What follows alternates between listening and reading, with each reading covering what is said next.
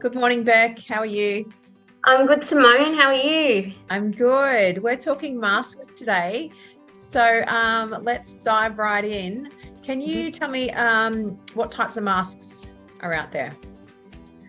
Yeah, so it can be quite confusing because there are a lot of masks around. And I guess the most common out in the public area that people can buy readily are cloth masks in the shops and also surgical masks.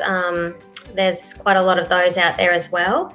There's also the N95 masks that are often used in a clinical setting, and also respirators as well. Yeah. Okay, So and the one today we're talking about that I have here is the surgical face mask, right? Yes. Can you talk us through the basics? So, people get confused, sizes, upside, downside, inside, outside. Take us right back to basics. Yes, and I have actually seen people walking around with them on backwards. So it is good to just, I guess, sort of cover those basics. So for me, a really clear indicator of what's the side that should be on your face, in contact with your face, is the white side. So normally there's a blue color or an orange color on the side that would face external and out to the environment. So the white side is in contact with your face. And also there's a way to tell which is the section that goes under your chin and which is the section that goes across the bridge. And you can feel the section that goes across the bridge is quite firm. There's some wire inside that top line section there that you can mold to your face. So that is a clear indication that that is the top section of the mask.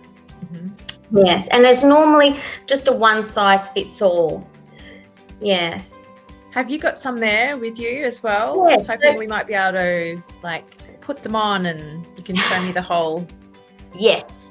process. So when you pull them out of the box, normally they'll come in a nice neat box if you're buying them in a large quantity, and you've got this dispensing window that you can utilize. So when you remove it from the box, you're touching the outside section of the mask. But before you touch the mask, you want to make sure you've done some kind of hand hygiene. So hand gel, a good hand wash before we're touching the mask, just because it is, when we're handling it, is coming into contact with our face. So we want to have clean hands. Sure. So when we remove it from the window, we just pinch it on the outside section here, and we're trying not to touch this inside section.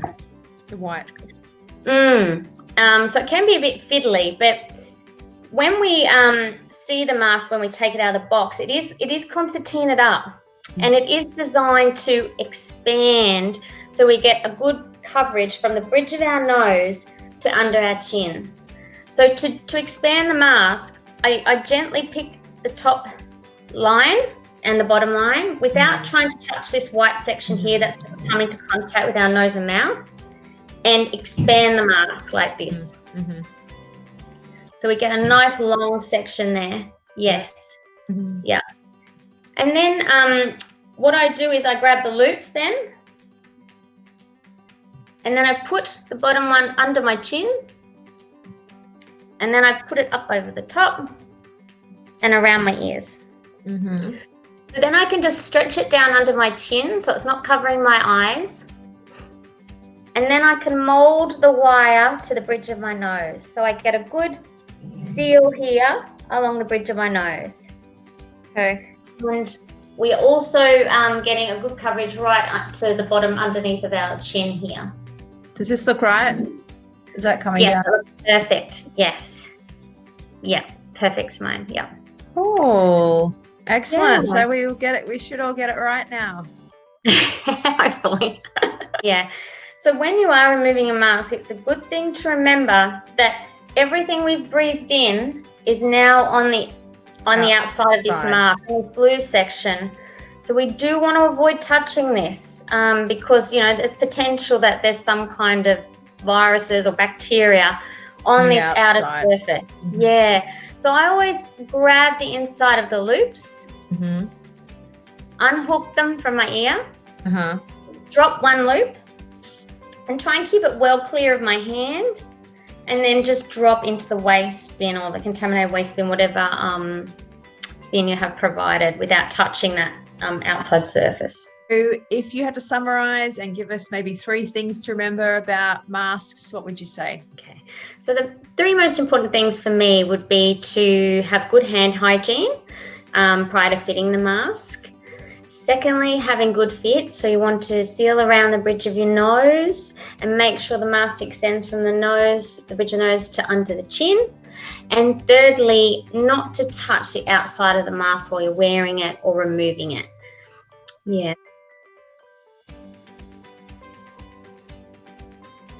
Can you tell me about reusing different masks? So if you had a level 2 or 3 surgical mask, when would you change it?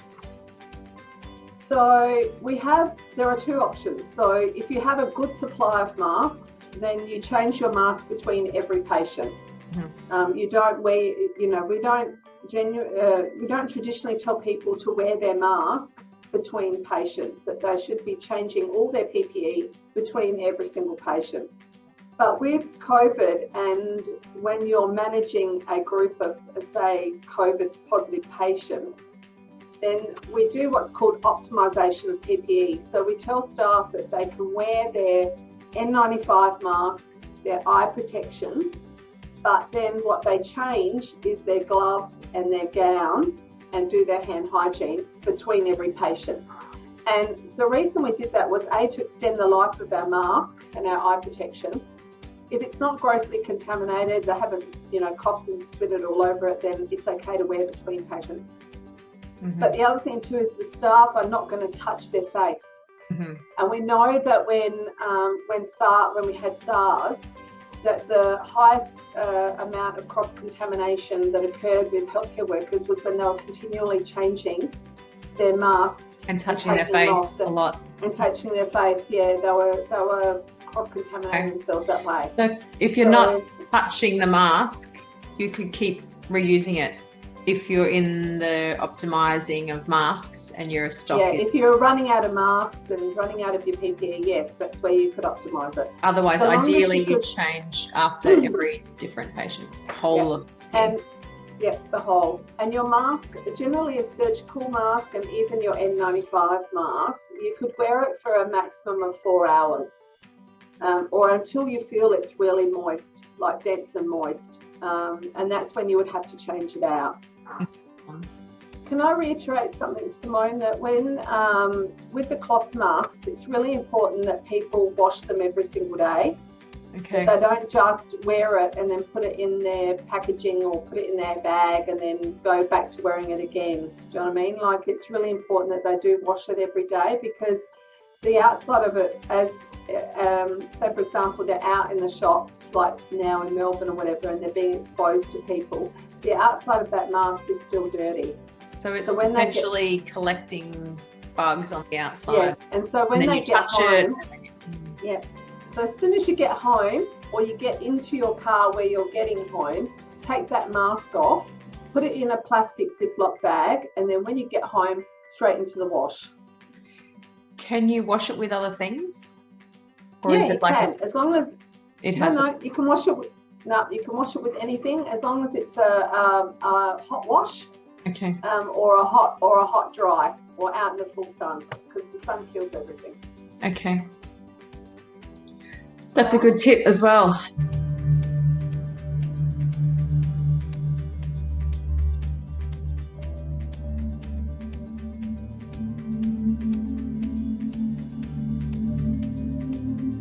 Okay, so can you go over for us like a little scenario review?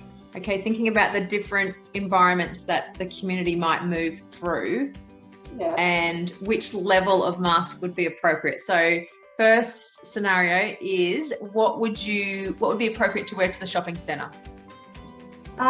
You could go with a cloth mask, a good quality cloth mask, or you could even go with a level 1 surgical mask. Okay. They're suitable for going out in the community. And then once you move up into a scenario, say where you're going to be in close contact for short periods with other people, that could be, I'm thinking about like hairdressers or beauticians, or even a physio who's working, or anyone who's face to face with the client. What level would be So appropriate? I reckon because there's no blood and body fluid, you could quite safely still go with your level 1 mask. You know, just taking into account that the other person is going to potentially be wearing a mask as well. So, you know, it's that, and trying to maintain that social distance of 1.5 meters. Very hard to do with a hairdresser, I know. So the hairdresser, you know, they'll be wearing their mask. You're sitting there wearing your mask. And so, you know, the risks are minimal. So a level 1 mask is still fine. One of the hardest things with wearing a mask is the breathing, is getting used to it and the breathing. And not fogging up your glasses. Yes, that's it.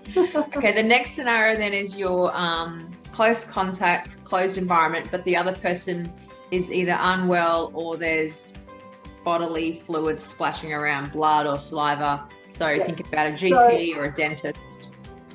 Yeah, so in a dental surgery, it's a level 2 mask. I always like to try to go for the highest level being a level 3, because then that takes, for the healthcare worker, because that takes out the guest factor. For the patient, the person that's coming in, a level 1 is still sufficient for them to wear. The most important thing for the healthcare worker is that the mask is fluid repellent. The front of the mask is fluid repellent. So that's where your level 2, level 3 mask, because of those requirements of being that fluid repellency, is actually important. So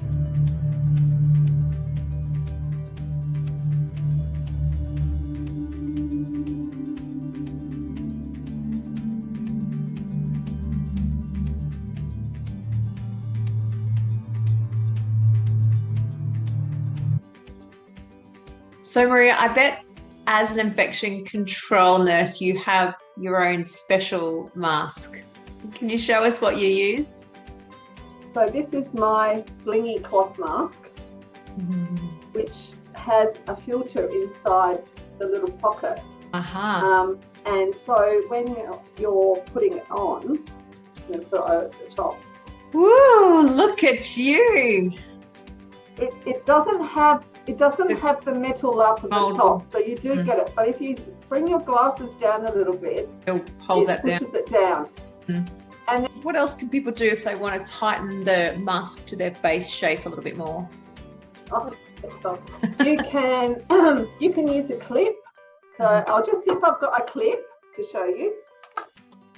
I have seen those little barrel monkeys with their opposing hooks, and I've seen images of people using that to tighten it from behind. Yeah, so the clip can be just a band that goes across. It has little, almost like a saw, and it's double-sided, so that when you put your mask on with your little loops like this, the loops will grab onto the back of the thing and hold it tight to your face. Okay. The other thing I've seen people do is just use a paper clip. And they've just used a paper clip and clipped it through a paper clip to hold it in place. If they can't find a clip, that's what they've used. Okay. People have become ingenious. Yeah, I know I have shared some of these with my children at various times, and it's been a bit big on their face. So a paper clip would have been good at the back of that to pull it in a bit. And even if you had, see the sides of your mask, if you had tied the sides, tied them up. Tie here. Yeah, and tie there. That would have brought the mask in a bit closer to their face. So, good tip. I knew you'd have a lot of good things to share with us today, Maria. I hope this video will help people get more confident in using and wearing masks.